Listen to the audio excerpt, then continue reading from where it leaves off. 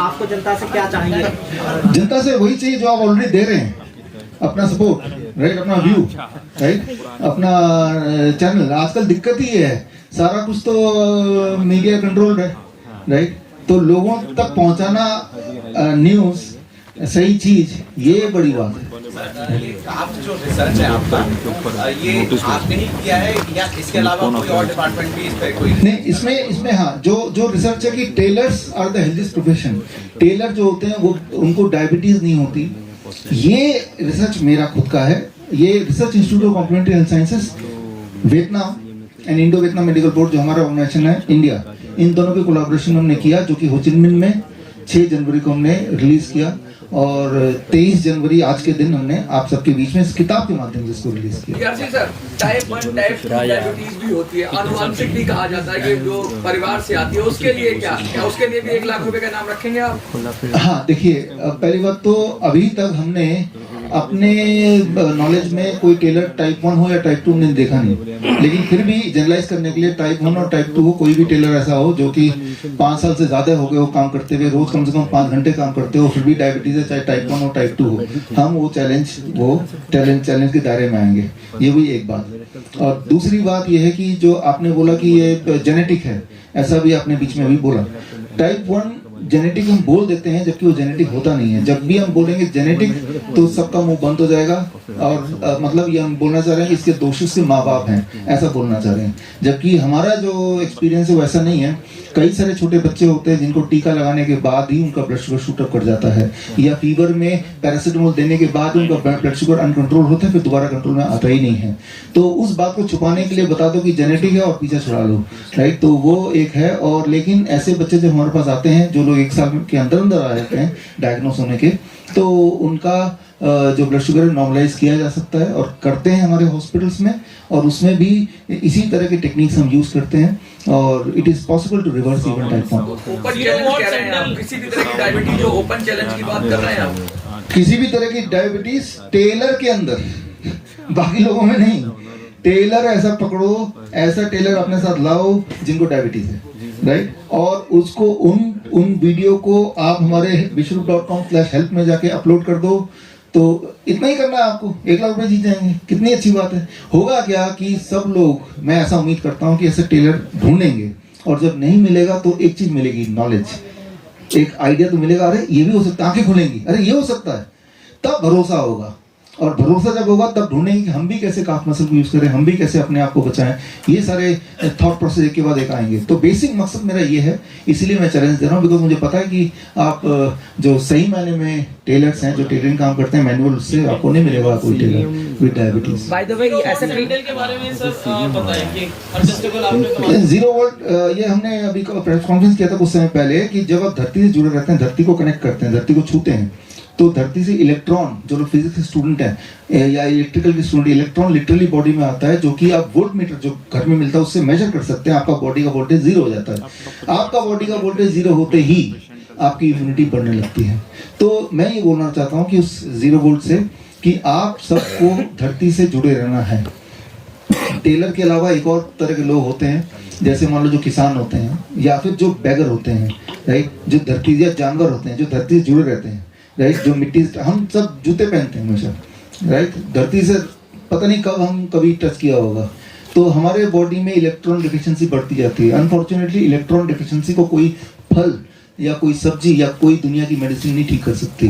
तो 0 वोल्ट मतलब धरती से जुड़ो। अभी जब जूते पहन रहे हैं तो इंसुलेटेड है। जो 0 वोल्ट चप्पल आप बता रहे हैं, जो इस बुक में है, तो इसमें तारे हैं नीचे, उस कॉपर वायर से हम अगर जब चलेंगे तो नंगे पैर चलने से जो बॉडी में इलेक्ट्रॉन कनेक्ट होगा, वही वाला कनेक्शन होगा। टेलरिंग इज द जो है कि हेल्थ आपने बताया, तो अभी तक आप कितने टेलर से मिल चुके हैं और कैसे आपको ये देखिए, अभी तक जो हमने ऑब्जर्वेशन स्टडी किया उसमें करीब 1200 टोटल टेलर भारत के, और करीब 500 टेलर होंगे वियतनाम के, जिन पे हमने किया।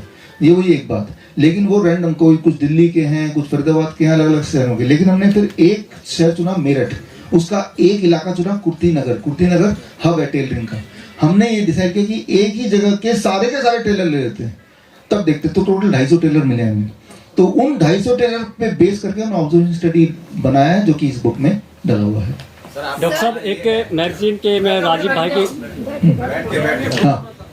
भाई की एक मैगजीन पढ़ रहा था, तो उसमें बोला था कि हमारी जो बॉडी है डिपेंड है न्यूट्रिशन एंड ऑक्सीजन लेवल। तो उन्होंने सांप का उदाहरण दिया था, जैसे सांप ऑक्सीजन लेता है, कंप्लीट बॉडी में ऑक्सीजन पहुंचाता है। तो डॉक्टर साहब क्या हमारी जो body oxygen level nutrition level बराबर होगा, क्या हमारी बॉडी तभी बीमार होती है?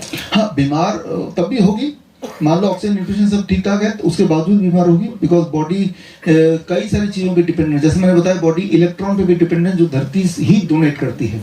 आप देखिए पक्षी धरती पे कनेक्ट नहीं होता, लेकिन वो पेड़ पे कनेक्ट होता है, पेड़ से उसको इलेक्ट्रॉन मिलता है। तो कई सारे बॉडी मूवमेंट पे भी डिपेंड करती है। जैसे मैंने मूवमेंट की बात की, हार्ट को कोई किसी को न्यूट्रिशन दे, ऑक्सीजन दे, लेकिन बॉडी ना मूव कराए तो भी वो बीमार पड़ेगा। तो हाँ, ऑक्सीजन एक इंपॉर्टेंट फैक्टर है, फूड एक इंपॉर्टेंट फैक्टर है, लेकिन उसके बाद मोबिलिटी एक इंपॉर्टेंट फैक्टर है। एक घोड़ा है, आपने राजनीति जी की बात की, घोड़े को अगर आप बांध के रख दें वो मर जाएगा, उसको दौड़ना ही है तभी वो जिंदा रहेगा। तो मोबिलिटी एक इंपॉर्टेंट बात है। एक छोटा सा और डॉक्टर साहब, आपने टेक्निक बताई है, ये किसी क्रोनिक डिजीज के लिए भी कारगर है या नहीं? क्रॉनिक डिजीज के लिए कारगर है। क्रॉनिक का जैसे एडवांस हो जाता है, मान लो किसी को डायबिटिक न्यूरोपैथी हो जाती है, ये क्रॉनिक माना जाएगा, है ना। वेरिकोज वेन है, ये क्रॉनिक माना जाएगा। तो क्रॉनिक में भी ये काम करता है। क्रॉनिक वाले पेशेंट्स को भी आप अगर हमारे हॉस्पिटल में आएंगे, हिम्स हॉस्पिटल में, तो देखेंगे क्रॉनिक को भी हम लगातार बोलते हैं कि 15 दिन करना है, 20 दिन करना है, हॉट एंड कोल्ड करना है, कितना टेम्परेचर रखना है, ये सारी चीजें हम बताते हैं। आप इस बुक से सीख सकते हैं। सर आपका मानना ये है कि टेलर को ना आपकी अर्थ थेरेपी लेने की जरूरत है, ना डाइट लेने की। देखिए हाँ, टेलर मैंने ये देखा है कि टेलर बावजूद इसके कि वो किसी भी तरह का कोई हेल्थ के लिए स्पेशल अपना नहीं करते कुछ भी, ना तो स्पेशल डाइट लेते हैं, ना तो वो टाइम का पालन करते हैं, वो ऐसे नॉर्मल रहते हैं। उसके बावजूद भी उनकी हेल्थ इतनी अच्छी है कंपैरेटिवली। लेकिन अगर वो साथ में 0 वोल्ट भी जोड़ दे, साथ में डाइट भी अच्छा कर ले, तो जितनी भी उनकी अच्छी हेल्थ है और मुझे लगता है कि अच्छी हो जाएगी, ऐसा मुझे लगता है। इसमें तो आजकल जो सर्दी का टाइम है, स्किन वगैरह जो है ना काफी लोगों की ड्राई हो जाती है, तो इसमें सोराइसिस और एक्जिमा वगैरह भी काफी आ रहे थे। इसके ऊपर भी कुछ आप स्टडी कर रहे हैं, कुछ आप बताना चाहिए ये कैसे होता है? हाँ, आपको गौर होगा, आप में जो लोग आए थे 30 नवंबर को हमने किताब रिलीज की थी, सर्किटिंग डॉक्टर, इसी जगह पे श्री फोर्ट में बड़ा ऑडिटोरियम था, तब हमने स्किन का जिक्र किया था। जिस तरह से इसको सेकंड हार्ट बोलते हैं, ठीक उसी तरह से स्किन को थर्ड किडनी बोलते हैं। जब किडनी फेल हो जाती है आपकी, तो भगवान ने तीसरी किडनी दी है, वो है आपका स्किन। स्किन का टेम्परेचर पानी के माध्यम से 40 डिग्री तक ले जाते हैं, तो स्किन कन्वर्ट इनटू किडनी। आप अपना पसीना लीजिए, उसको सैंपल को टेस्ट कराइए, अपने पेशाब का सैंपल टेस्ट कराइए, दोनों में जो कॉन्स्टिट्यूशन है लगभग सिमिलर मिलेगा। तो हम अपने क्रॉनिक किडनी डिजीज के पेशेंट्स को, आप हमारे हिम्स में चले जाइए, चाहे वो जयपुर में जाइए, चाहे गुड़गांव में जाइए, ओनर्स यहाँ बैठे हैं, तो आप देखेंगे जो पेशेंट डायलिसिस के पेशेंट्स होते हैं, उनकी डायलिसिस छुड़ाने के लिए, उनके स्किन को किडनी में कन्वर्ट करने के लिए, उनको बड़े बड़े टब में 40 डिग्री टेम्परेचर के पानी में बिठा देते हैं। 1 घंटा 2 घंटा स्किन एक्टिवेट होने लगता है। तो coming back to your question, जो स्किन की ड्राइनेस है, जो स्किन की डिजीज है, वो स्किन की डिजीज नहीं है, वो स्किन में दिखाई दे रही है, बॉडी के अंदर की डिजीज है। जो बॉडी के अंदर नॉर्मल रूट से नहीं हो पा रहा, तो स्किन के माध्यम से बाहर आ रहा है। एक लेवल तक स्किन मैनेज कर सकता है, उसके बाद स्किन भी बोलता है अब मैं मैनेज नहीं कर सकता, तब हमें खारिज होती है, इचिंग होती है। तो ऐसे में क्या करना है, सनलाइट एक इंपॉर्टेंट है। सनलाइट अगर स्किन में पड़ेगी तो आप हेल्दी रहेंगे। दूसरा, सनलाइट एंड अर्थिंग, ऊपर आसमान में सन, धरती अर्थिंग, जो लोग इन दोनों को कनेक्ट कर लेंगे उनको स्किन डिजीज नहीं हो सकती। तो कितनी देर तक बैठना चाहिए सन की जो लाइट में? आप 15 मिनट बैठिए। डॉक्टर साहब अक्सर गिरनर भी काफी कम बीमार पड़ते हैं, क्या उसके पीछे भी कुछ समझ? सर आपने बताया कि 15 मिनट बैठना चाहिए, गर्मी सर्दी दोनों, या देखिए इसमें क्या है कि मान लो धूप पड़ रही है, मैंने अपना टांग ऐसे रख दिया, टांग में यहाँ भी धूप पड़ गई, तो भी अगर मेरे विटामिन डी डेफिशिएंसी है तो मेरा बॉडी एब्जॉर्ब कर लेगा, है ना। और मान लो धूप के अलावा खिड़की अब मेरी बंद है, जब लाइट पड़ रही है वो भी बेनिफिट करेगी, राइट। तो फिर भी तभी मैं बोल रहा हूँ कि मिनिमम 15 मिनट भी कर लेंगे तो ठीक ठाक है, उसका कुछ असर तो मिल ही जाएगा। एक मिनट सर, मेरा सवाल सोराइसिस से थोड़ा राहत मिल जाएगी इससे। देखिए सोराइसिस की बात कर रहे हैं, इस पे एक लाइन मैं बोलूंगा, इसमें अगर आप किसी भी तरह का ग्रेन्स को हटा देते हैं, अन्न को हटा देते हैं, रिफाइंड को हटा देते हैं, और एनिमल फूड जो भी चीज जानवर से आती है, दूध आता है या मीट आता है, हटा देते हैं, सोराइसिस तो 10 दिन में ठीक हो सकता है, राइट। ये जैसे हटेगा वो ठीक होने लगेगा, जैसे हटेगा। एक्सपेरिमेंट करके देख लीजिए, फिर दोबारा डालेंगे फिर गड़बड़ होने लगेगी। तो as simple as that. Body में जो काफ है, अगर उस पर पेन हो रहा है तो उसका मीनिंग क्या है? देखिए बॉडी में काफ हो रहा है, जिस तरह से हार्ट में पेन होने का मीनिंग क्या है, यहाँ ब्लॉकेज है। अगर यहाँ पेन हो रहा है तो सेकंड हार्ट में ब्लॉकेज है। राइट। तो कई बार हार्ट अटैक से पहले यहाँ पेन होता है, हार्ट अटैक आने से पहले यहाँ पेन होता है, वो इंडिकेशन है भाई आपका हार्ट अटैक आने का टाइम आ गया। उसका ट्रीटमेंट क्या है? उसका ट्रीटमेंट है 42 डिग्री सेल्सियस पानी में आधे घंटे के लिए पैर डुबो कर रखो, ऐसा 7 से 15 दिन तक कर लो, और उसके बाद अगर ये पेन चला गया छोड़ दो उसको। सर सोते सोते यहाँ में नस चढ़ जाती है, सोते सोते नस चढ़ जाती है, जैसे क्रैम्प्स आ जाते हैं, मसल क्रैम्प्स यहाँ पे काफ में। हाँ देखिए, वो मतलब है कि यू आर द वन जो अपने काफ मसल को सबसे कम यूज करते हैं, वो एक इंडिकेशन है, वो एक वार्निंग है, राइट। जैसे मैं बैठा हूँ या तो मैं बॉडी हिला रहा हूँ या मैं काफ ऐसे थोड़ा बहुत हिल रहा हूँ, तो इससे ऐसे लोगों को इस तरह के जो मसल चढ़ जाते हैं वो नहीं हो सकते। इसके वजह में सर मेरा एक सवाल है, ये सारा रिसर्च करने में आपको कितना समय लग गया? कैसे पता चला कि किस तरह के आउटपुट आ रहे हैं? हाँ, वो ऐसे कि मेरी खुशकिस्मती है कि हमारे 20 हॉस्पिटल हैं पूरे देश में, और जिनमें 2 हॉस्पिटल को ओनर मैंने आपको मिला है। तो हॉस्पिटल में पेशेंट आते रहते हैं, और उसके अलावा हमारा जो हेड ऑफिस है फरीदाबाद में, यहाँ पे ऑनलाइन पेशेंट जुड़ते रहते हैं। मलेशिया, वियतनाम में भी हमारे हजारों पेशेंट्स हैं, तो पेशेंट के फीडबैक मिलते रहते हैं।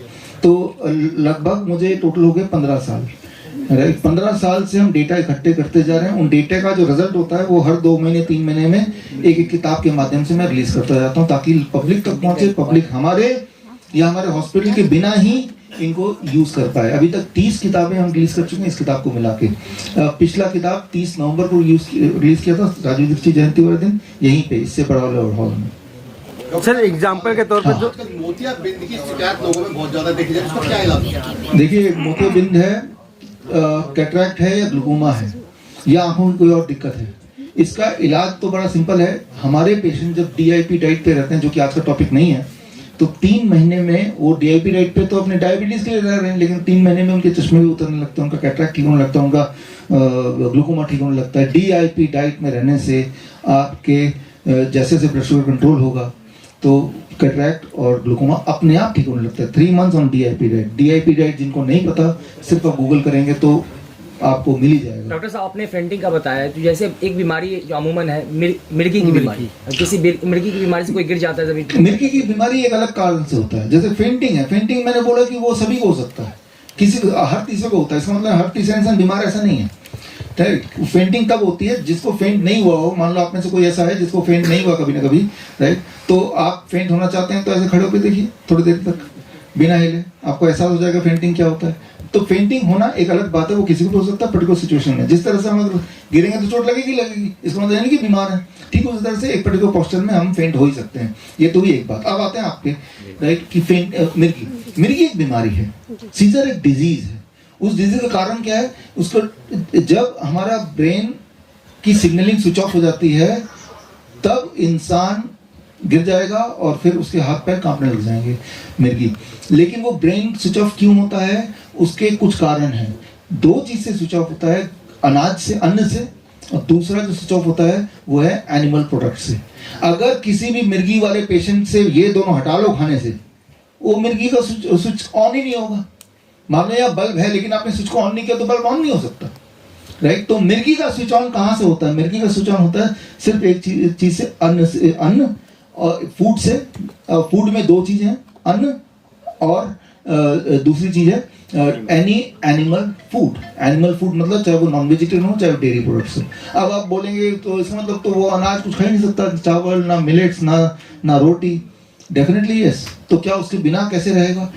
उसके बिना रह सकते हैं। 0 ग्रेन आटा हम बनाने बोलते हैं उसको। उसके रेसिपीज अगर चाहिए तो विश्व.com में जाकर देख सकते हैं। ऐसे आटा हमारे हॉस्पिटल में हम देते हैं। उनको ये सिखा देते हैं कि आप 0 ग्रेन आटा बनाओ, जिसमें बादाम होता है, चिया सीड होता है, सनफ्लावर सीड होता है, ऐसे, या नारियल का पाउडर। ये चारों चीज लेके इक्वल क्वांटिटी में पीस लेंगे तो पाउडर बन जाएगा। उस पाउडर से रोटी बन जाएगी, वो रोटी खा लो। वो रोटी बड़ा टेस्टी होता है। एक रोटी से उतना पेट भरता है जितना आपके नॉर्मल 2 रोटी से पेट भरता है। अगर आप 4 रोटी खाते हैं उसमें 2 में पेट भर जाएगा और एनर्जी मिलेगी, राइट। आपने 4 चीज लिया, आपने चिया सीड लिया, सनफ्लावर सीड लिया, नारियल का पाउडर लिया और बादाम लिया। इन चारों को इक्वल क्वांटिटी में लिया, अलग अलग पीस दिया, चारों को मिला लिया, ये आपका आटा बन गया। ये आटा आप खाइए, कितना रोटी खाना चाहते हैं। आपने अन्न को छोड़ दिया, आपकी मिर्गी चली गई। दोबारा अन्न कभी खाइए, मिर्गी दोबारा आएगी। हम सब किसी न किसी चीज से एलर्जिक है, राइट, किसी न किसी चीज से। जैसे मैं एलर्जिक हूँ, बैगन मुझे खिला देंगे तो मेरे अभी होंठ फूटने लगेंगे, तो मैं नहीं खाता ना फिर, राइट। तो हो सकता है आप किसी ऐसी चीज से एलर्जिक है जो बाई दी भी आपने कभी खाया भी नहीं। मान लो आप मान लो मछली से एलर्जिक है, लेकिन आपके घर में पहले से ही वेजिटेरियन है, तो आपको पता भी नहीं कि आप उस चीज से एलर्जिक है, बिकॉज उसकी नौबत नहीं है, राइट। तो लेकिन जो लोग अन्न से एलर्जिक है तो उनको छोड़ना पड़ेगा, उसको ठीक नहीं कर सकते, तो छोड़ के ही ठीक हो सकता है। तो सीजर का मुख्य कारण नहीं है। अब उसका इलाज कैसे करते हैं? जिंदगी भर दवाई पिलाओ। क्या दवाई लेने के बाद उसकी मिर्गी खत्म होती है? कोई गारंटी है? आज मैंने आपको गारंटी दिया, चैलेंज किया कि भाई आप टेलर दिखा दो डायबिटिक वाला, तो मैं आपको चैलेंज दे रहा हूँ 1 लाख रुपए का। लेकिन मिर्गी खत्म हो जाएगी, किसी ने चैलेंज दिया कि आप ये दवाई खाओ, आपको मिर्गी नहीं हो सकती, तब भी होगी, क्योंकि वो ट्रिगर जितनी बार आएगा, जो 2 ट्रिगर बनता है, मिर्गी आ जाएगी। उनको हटाइए। आप लोग जो मुझे देख रहे हैं, अगर मिर्गी और आप कोई पेशेंट मिले, 1 हफ्ते के लिए 2 हफ्ते के लिए ट्रायल करके देख लीजिए, मिर्गी चली जाएगी।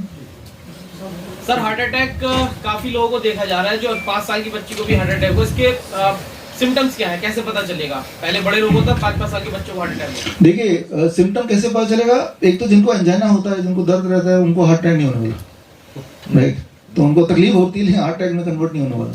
वो सडनली जिनको होता है, वो अभी देखा जा रहा है 2021-16 जनवरी के बाद, राइट। और उनका खास क्लियरली देखिए, ये ऑनलाइन चल रहा है, लाइव चल रहा है, आप लोग अपने अपने चैनल में चलाएंगे भी, क्लियरली सिर्फ और सिर्फ ये जो टीके लगे हैं 2, उनकी वजह से। क्लियरली 5 साल के बच्चे का नहीं बता सकता मैं क्या है, लेकिन जो आजकल देख रहे हैं, जो वो क्लियरली टीके की वजह से हैं। 2 लगाएं, और जिनको लगता है कि टीके की वजह से नहीं, वो तीसरा भी जगह लगा के देख लें। शुक्र है कि आप जिंदा हैं इसके बावजूद भी, और आप हंस खेल रहे हैं। तो मैं ये बोलना चाह रहा हूँ कि इस पे सारे दुनिया के सबूत इकट्ठे करके हमने किताब बनाई। किताब का नाम है व्हेन क्योर इज क्राइम। इस किताब को हमने रिलीज किया भगत सिंह जयंती के दिन, 28 सितंबर को रिलीज किया था। उसमें सारे सबूत दिए हुए हैं हमने। जब ये टीका आया था उससे पहले हमने बता दिया था, आप में से कुछ लोगों ने चलाया भी कि टीका मत लेना गलती से भाई, क्योंकि इससे हार्ट अटैक आएगा, मरने वाले हैं। ये टीका डिजाइन ही इस तरह से कि इंसान मर जाए या तो मरने के कगार पे आ जाए, राइट। तो जिन लोगों ने टीका लगाया, जो ज्यादातर लोगों ने लगाया आप में से, तो आपको दिल में डर होना, लेकिन डर की जरूरत नहीं है कि अब आपके पास एक और हार्ट भी है और कुछ टेक्निक्स हैं जिससे आप अपना ध्यान इसके बावजूद भी कर सकते हैं। सर कैंसर पर आपका अभी तक कोई शोध है? कैंसर पर हमने कैंसर पे पिछले साल अप्रैल महीने में बुक रिलीज की थी, the rabbit tortoise model for cancer cure. हमारे हॉस्पिटल में 20 हॉस्पिटल हमारे 30% पेशेंट कैंसर वाले आते हैं। तो कैंसर पे rabbit tortoise model for cancer cure आप पढ़ सकते हैं। वो भी आप हमारे ई-बुक bishrup.com/ebook से फ्री डाउनलोड कर सकते हैं। उस पर भी शोध है। 30% पेशेंट तो हमारे कैंसर वाले ही होते हैं। आज का टॉपिक नहीं है ये, इसलिए इसको नहीं आज छेड़ेंगे। तो इसके अलावा और कोई सवाल? आपकी बुक ज्यादातर चैलेंज को लेकर रहती है, अब आगे कौन सी आप रिसर्च कर रहे हैं जो कि चैलेंज वाला? देखिए रिसर्च पहले से डिसाइड नहीं होता। रिसर्च जन्म लेता है जब कोई रिक्वायरमेंट होती है, राइट। जिस तरह से पिछले, जैसे आज भी सभी सवाल पूछा कि इतने हार्ट अटैक हो रहे हैं, हम क्या करें, हमने टीका लगा लिया। तो जब इस तरह सवाल पूछते हैं तो हम उसका जवाब ढूंढते हैं। तो आज की किताब उसकी जवाब है। अब जो हम पेशेंट्स में देखेंगे, जिन मुद्दों को हम सॉल्व नहीं कर पा रहे अपने प्रेजेंट टेक्निक से, तो फिर उन मुद्दों पर हम रिसर्च करेंगे, राइट। फिलहाल तो हमारा जो अगला है कि पंचकर्मा थेरेपी, जो कि आयुर्वेद का एक पंचकर्मा थेरेपी है, आप सबको पता है, लेकिन पंचकर्मा थेरेपी को हम लोगों तक पहुंचाना चाहते हैं, क्योंकि पंचकर्मा थेरेपी सिर्फ आयुर्वेदिक डॉक्टर ही करेगा, कुछ लोग करेंगे, जरूरी नहीं है। जब पंचकर्मा थेरेपी लिखी गई थी तब वो ये नहीं बोल रहे थे कि आप अगर डॉक्टर तो ये आप कर सकते हैं, राइट। ये तो एक जीने की कला है, और पंचकर्मा थेरेपी से हम बहुत सारे मेडिकल कंडीशन को बहुत आसानी से ठीक कर सकते हैं। तो अगला हमारी जो मुहिम है वो पंचकर्मा थेरेपी लोगों तक पहुंचाएं, मुफ्त में पहुंचाएं, आसान तरीके जो घर पे आप करके बहुत बड़े दिखने वाली प्रॉब्लम का आसानी से सोल्यूशन निकाल सकें। डॉक्टर साहब, टेलर के अलावा जैसे किन्नर भी होते हैं, वो भी काफी कम बीमार होते हैं, उसके पीछे भी कोई साइंस है क्या? हाँ, उसके पीछे भी जरूर साइंस होगा, राइट। कई सारे तबके हैं जो कि कम बीमार होते हैं in comparison to some of us, right. तो उनमें से हमने टेलर्स पे शोध किया और जो पाया, और उसका कारण था शोध करने का, बिकॉज हम कुछ समझाना चाह रहे थे, राइट। तो और भी जो लोग हेल्थीस्ट रहते हैं, जैसे DIP डाइट जब आया आज से 15 साल पहले, जब हमने तब हमने शोध किया था हुंजा सिविलाइजेशन, जो पाक ऑक्युपाइड कश्मीर में है। हिंजा लोग ऐसे हैं जो 100 साल जीते हैं, तो वो क्या खाते हैं, तो उससे ही हमने DIP डाइट को इंस्पायर हुआ। तो इस तरह से जो भी लोग अच्छी जिंदगी जी रहे हैं, उनकी जिंदगी से कोई अच्छी चीज मिल जाए तो इससे अच्छी बात क्या है। डॉक्टर साहब पत्रकारों के बारे में भी बता दीजिए कि वो कैसे रहें, क्या करें। और कभी कहते हैं कि बहुत सारे पत्रकार भी हैं यहाँ पे, दिमाग से तो रिलैक्स रहते हैं, कभी बहुत कुछ बोल पाते हैं, बॉडी से रिलैक्स नहीं होते, क्या करेंगे? देखिए पत्रकार का जो लाइफस्टाइल है, आप सबका लाइफस्टाइल है, तो वो ऐसा है कि अनप्रिडिक्टेबल है। आप जमीनी पत्रकार हैं तो जमीन से जुड़े हुए हैं और हमेशा ऑन द गो हैं, ना दिन ना रात, कभी भी आपको रिपोर्टिंग करनी पड़ सकती, कभी भी कहीं भी जाना पड़ सकता है बजट। कोई एक लाइफ का एक स्टाइल नहीं है, राइट। कोई प्रिडिक्शन नहीं है कि हर दिन 7 बजे लंच करेंगे, ब्रेकफास्ट करेंगे, 2 बजे लंच करेंगे, 8 बजे डिनर करेंगे, ऐसा फिक्स नहीं है। तो मेरा लाइफस्टाइल भी ऐसा है कि फिक्स नहीं है, कभी किसी शहर में, कभी किसी शहर में, कभी किसी देश में, कभी किसी देश में। तो ऐसे लोगों को मैं वही बोलता हूँ जो कि मैं खुद के लिए करता हूँ, कि अपना ध्यान खुद रखने के लिए मैंने अपना एक डब्बा बनाया हुआ है कि 12 बजे तक मैं दुनिया में कहीं भी हूँ, मुझे फल खाना है। और पहले से ही मुझे पता है कि आज इस प्रेस कॉन्फ्रेंस में आना, तो मैं 1 दर्जन के लिए अगर मैं आपकी जगह होता, अपने स्कूटर में या कार में रख के रहता। लंच में मुझे कहीं भी रहें, चाहे 300-400 ग्राम सलाद खाना है। सलाद नहीं भी है तो मैं, मेरे पास अभी भी मैं करता हूँ कि टमाटर रखता हूँ या खीरा रखता हूँ, उसको छीलने का तरीका रखता हूँ और वो खा लेता हूँ। डिनर में भी 300 ग्राम खीरा खाना है, 600 ग्राम खीरे और 800 ग्राम फल, ये हो गया आपकी दवा। ये अगर आप कर लेंगे, और एक आखिरी चीज, अगर आप ये कोशिश करेंगे कि 7 बजे के बाद कुछ ना खाएं, अगर हो पाए तो, ज़्यादातर हो पाए तो, कभी कभी नहीं भी हो सकता है, तो आप बीमार नहीं पड़ सकते। सूर्यास्त के बाद जो खाते हैं बॉडी में वो एक्यूमुलेट होता है, जिसे हम बोलते हैं क्लॉटिंग, जिसे बोलते हैं ब्लॉकेज, जिसे बोलते हैं स्टोन। तो सूर्य से पहले जो भी खाएंगे वही हजम होगा बॉडी में।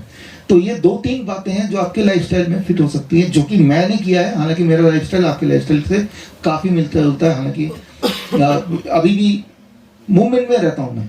अभी हम लोग 7 दिन के लिए बाहर थे, आनंद जी आप तो हमारे साथ थे, राइट। तो मूवमेंट में थे, हो चिन मिन में, बाकी शहरों में, राइट। लेकिन हमें पता है कि भाई हमें क्या खाना है। रास्ते में ऐसी कोई शहर नहीं है जहाँ पे फल ना मिले, जहाँ कच्ची सब्जी ना मिले।